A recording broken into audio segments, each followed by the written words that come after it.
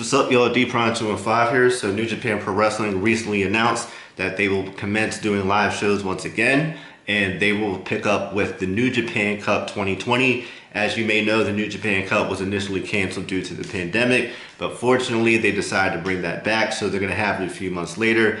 As you may know, typically the challenger would challenge, because the New Japan Cup normally would be held like, in March, more or less, and then the winner would challenge at the April pay-per-view. Normally Sakura Genesis, or whatever it may have been, like one year it was the G1 Supercard, which replaced Sakura Genesis. So on and so forth, the winner would challenge in April, right? Pandemic hit, so there were no New Japan shows between, it was like New Beginning in February up until now, more or less, right? So here we are, we have the New Japan Cup. It's very interesting. So the point of the video, right? Who do I think is going to win? It's very interesting because initially, if the New Japan Cup were to have taken place the way I thought it would have taken place back, in March, I would have said Jay White, and that would have been it. I wouldn't have had multiple people. I would have said Jay White. I think he made the most sense to win. However, Jay White is not going to be in the tournament, along with Will Ospreay. He's not going to be in the tournament. They're not the only two. A number of people have been replaced. I can't remember all of them off the top of my head, but Jay White would have been most likely to win. So now it's a bit different now. Wrestlers have been replaced.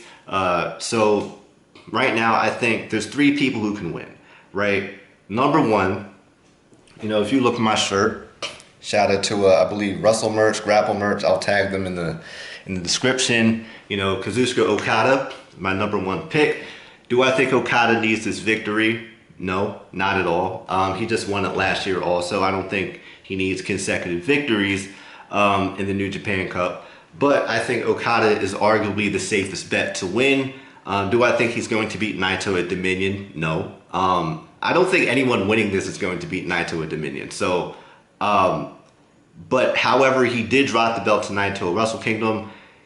It might be too soon to wrestle Naito, even though a couple years back, if you remember Wrestle Kingdom 11, Okada beat Omega, Kenny Omega. He retained his heavyweight championship, and then they wound up having a rematch at Dominion 5 months later back then, because Dominion is normally held in June, it's held in July this year. So we had that argument, even though it's been done in the past. But I think Okada is the safest bet. I don't think he needs the victory. I don't think he's going to beat Naito, but he's the safest bet. He has the most momentum. He's the face of New Japan at this time. So, I think Okada is number one for that reason. Number two, Hiroshi Tanahashi. You might be a little surprised at that because Tanahashi, he's in his 40s now.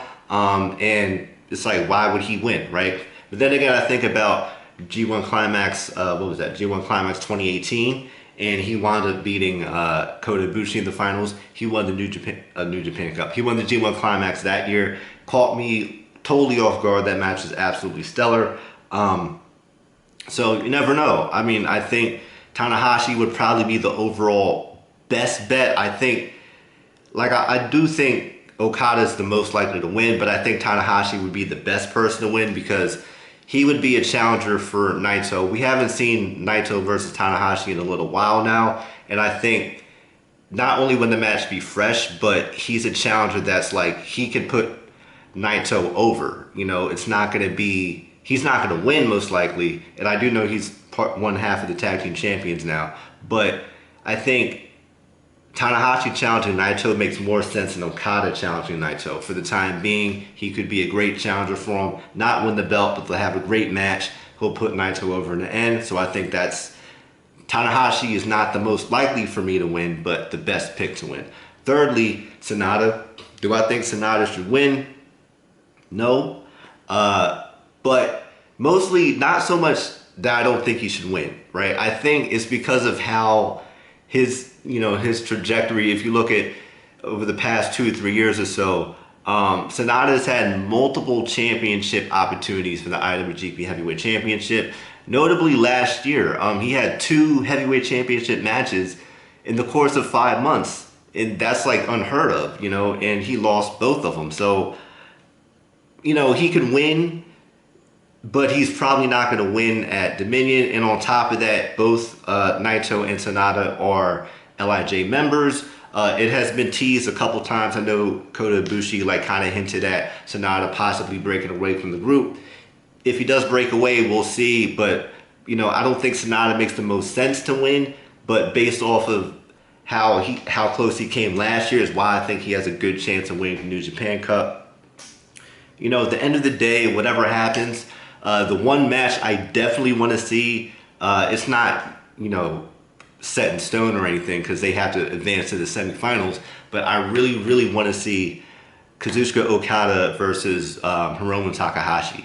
That match might be the match that we never knew we needed because obviously we couldn't get Naito versus Takahashi back at the New Japan anniversary show because, you know, that show was canceled due to the pandemic. But yeah, that's the match I really want to see. I don't even care who really wins New Japan Cup. Just give me Okada versus Takahashi and I'm good. But once again, my prediction, number 1, Okada, number 2, Tanahashi, number 3, SANADA. Who do you think is winning? How do you feel about the cards being shuffled as wrestlers have been replaced? Let me know what you think in the comments. Make sure you subscribe to me at DPrime215. Stay safe, and I'll see you all next time. Peace.